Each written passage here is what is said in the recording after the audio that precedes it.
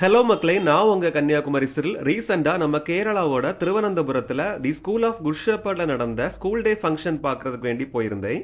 கேரளானா சும்மாவான்னு சொல்றது மாதிரி ஸ்கூல் என்ட்ரன்ஸ்ல என்ட்ரி ஆனதுமே கிறிஸ்மஸோட டெக்கரேஷன்ஸ் எல்லாம் பயங்கரமா இருந்தது. அப்படியே கிறிஸ்மஸ் டெக்கரேஷன்ஸை பார்த்துட்டு உள்ள போனா அங்க செமையா இருக்குல்ல. ஓ சரி சரி.